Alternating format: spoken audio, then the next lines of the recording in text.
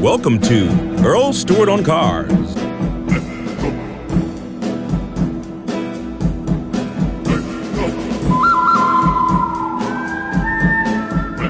Dealers are like a bunch of wolves out there preying on people, advertising bad credit, no problem, 100% guaranteed credit approval. They make these outrageous claims only to be disclosed in the fine print. My first advice would be believe none of the guaranteed credit approval advertisements.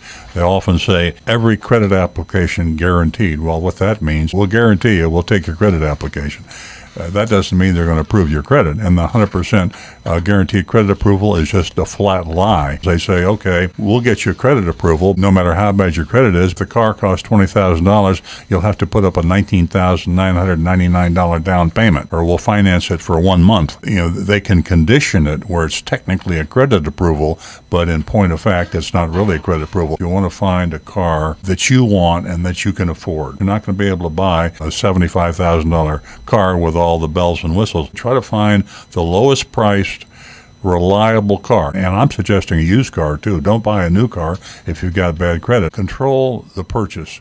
Get the best price you can on the car that you choose that you want to buy. And try not to walk into any car dealer and say, can you get me finance? When you do that, you lose control. Don't discuss your credit with the car dealer. If you go in and say, can you get me finance, they're going to try to put you in the car they think they can get finance quicker, and they're going to take advantage of you in a lot of ways, like high interest rates, high profits. Shop your credit, just like you should have shopped your car to get competitive pricing. Go to banks, go to credit unions, go online, and you will be surprised at the sources of credit that are out there. Ask if your lender is charging a extra fee on top of the interest rate, and try to get the lowest interest rate you can. If you have bad credit, there's a bank fee that oftentimes the lenders charge. Is supposed to go off the profit of the car.